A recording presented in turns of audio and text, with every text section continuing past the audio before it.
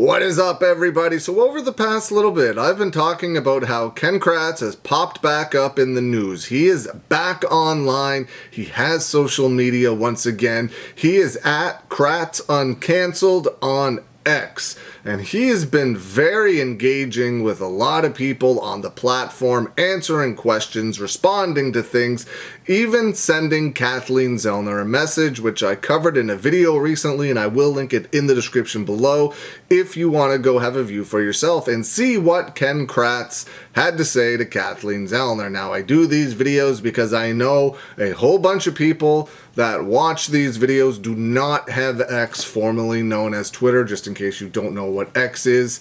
I know that a bunch of people here don't have the platform, but still want to know what's going on. But if you've ever wanted to ask Ken Kratz a question, now's your time. And I know a lot of people out there are thinking and saying, I can't keep my cool with him. I wouldn't be able to stand it. I can't stand him. I don't want to talk to him. He wouldn't answer my questions anyway. I'm getting a lot of that, but 99.9% of the people that he's engaging with are not, obviously, being very kind, and rightfully so in their minds, to Ken Kratz. People are saying a lot of really negative things to him, which would lead a lot of people to, in Ken Kratz's position, to not engage back. But he is engaging to all the people that are saying negative things to him, so he's not shying away from any of it, and he's even having a little bit of fun with it. And it's very interesting to me that Ken Kratz is now back online, communicating with people, answering questions, getting information directly from one of the people that were involved in all of this from the beginning. So him being back, him talking to people, him providing information is very interesting to me, but the timing of it is also very suspect. The timing of both him and Gahn showing back up in the news on social media, Gahn writing a letter to the judge, explaining to the judge what their job is, pretty much explaining that this is how things are supposed to work, like the judge needs to hear from him to know how to do their job.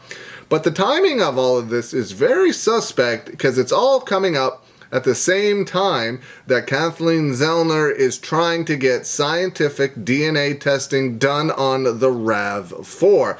A lot of people think that they're doing this because the RAV4 doesn't actually exist, even though a lot of people on the prosecution side of things are saying they haven't come right out and said it doesn't exist, but they haven't come out and said that it does exist either. So a lot of people are thinking that this RAV4 is gone, and this is their way of delaying having to deal with the fact that they got rid of the RAV4. In one of Kathleen Zellner's motions, I can't remember which one it is, she alludes to the fact that it still exists, and the investigators in Manitowoc or whatever police station or whatever investigators are supposed to keep that evidence still have it wherever it is it's supposed to be. But a lot of people don't necessarily believe that, and they think that this is just a giant delay tactic so they don't have to explain the fact that they don't have it. I guess only time will tell before we see whether it exists still or not. But Ken Kratz came out on a couple of days ago, yesterday maybe, talking about Convicting a Murderer, talking about Convicting a Murderer's creator, Sean Reck. Let's be clear, I explained this a bunch of times when Convicting a Murderer was airing. Convicting a Murderer is not a Daily Wire show. It is not a Candace Owens show. It is a show that was made by Sean Reck and his team and then sold to the Daily Wire. It was done way before the Daily Wire or Candace Owens was ever attached to it. The Daily Wire bought the show, and then Candace Owens was inserted into the show, and then they went back and filmed things with Candace Owens and then inserted that into what was already the final product. So Candace Owens and the Daily Wire had absolutely nothing to do with this show from the beginning. They were just the platform and the host that were involved with airing the show. So a lot of people don't really get that. They think it was a Candace Owens thing. They think it was a Daily Wire thing. It wasn't. It was a Sean Reck and his team thing. And Ken Kratz has come out and said something interesting about Sean Reck and Convicting a Murderer.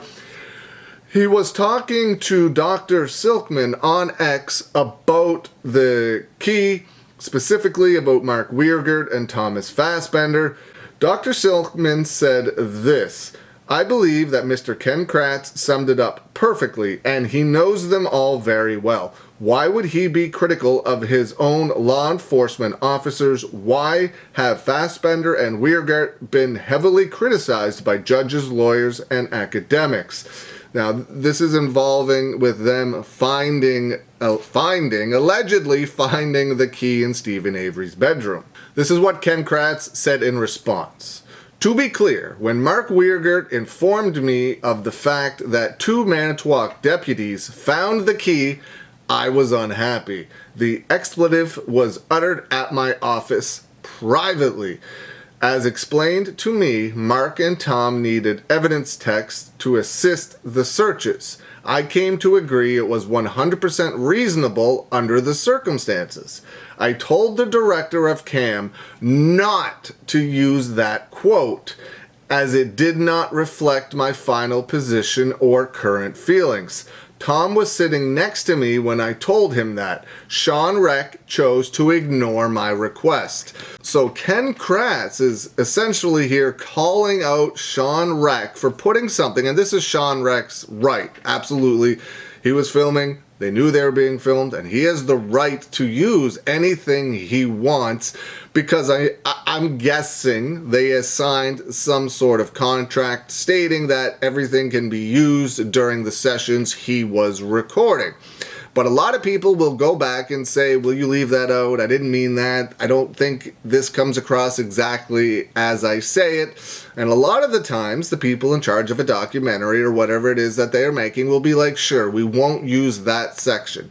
So it looks like Ken Kratz did not want this particular part to be in Convicting a Murderer, but Sean Reck said, we're going to use it anyway. Now, I've had dialogue on X with Sean Reck in the past. I've even talked to somebody that works with him through email. I think the guy's name was Steven. And so I have had dialogue with Sean Reck and what I assume is a member of his team. So I asked Sean Reck, I wonder what he thinks of this on X. I have not gotten a response yet. There's no guarantee that I will get one. But if I do get one, I will definitely bring it to you because I'm very interested to know what Sean Reck thinks of Ken Kratz coming out and saying this against him, saying that he asked specifically for this not to be used in Convicting a Murderer. Then Sean Reck goes ahead and puts it in anyway. I said it's Sean Reck's right to do so. He was filming. It's his footage. There was likely contracts signed or agreements signed saying that he could use this footage. I've been a part of quite a few different productions, and there's always things signed saying that they own this footage. It doesn't matter. But a lot of times people will be like, yeah, we won't put that in if you don't want to. You just always have to be very careful when you're on camera, when you're filming any type of show, reality show, documentary, TV show, anything like that. Because the camera, you never know where the cameras are rolling, you never know where the sound's going to pick you up, so you always have to be very careful. And in this instance, he didn't want this included, and Sean Reck included it anyway. Let me know what you think. What do you think of Ken Kratz being back on X? What do you think of him calling out Sean Reck? And what do you think Sean Reck's going to say in response? Let me know. Leave some comments below. I hope you're having a good day, and I will see you again soon.